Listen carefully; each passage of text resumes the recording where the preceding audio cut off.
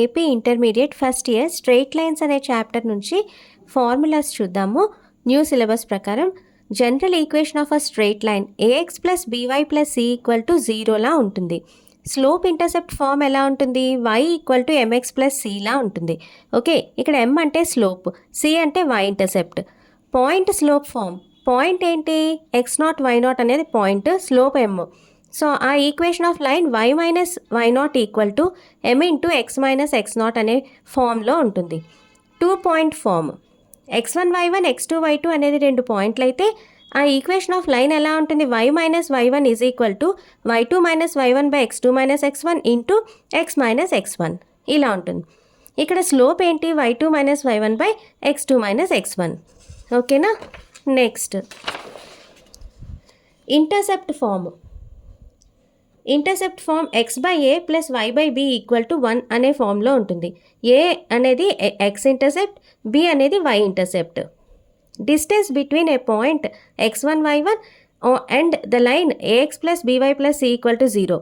So పాయింట్కి లైన్కి distance formula d equal to mod a x one plus b y one plus c by root of A square plus be square.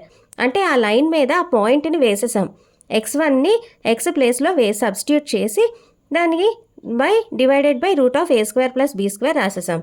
Next distance between 2 parallel lines. 2 parallel lines ఎలా ఉంటాయి?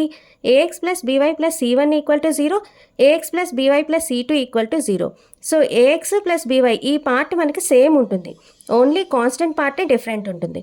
So దాని distance ఎంత? Parallel lines మధ్య distance mod C one minus C two by root of A square plus be square. Next, if theta is acute angle between the lines with slopes m1 and m2, then tan theta is equal to mod m1 minus m2 by 1 plus m1 m2. Okay, so angle between two lines అన్నమాట. Equation of x axis ఏంటి? y equal to 0. Equation of y axis x equal to 0. Okay, collinearity of 3 points a x1 y1, b x2 y2, c x3 y3 అనే 3 points ఇస్తే అవి collinear కాదా అవునా కాదా అని check చేయడానికి slope of AB equal to slope of BC equal to slope of AC ఈ మెథడ్లో చేయొచ్చు.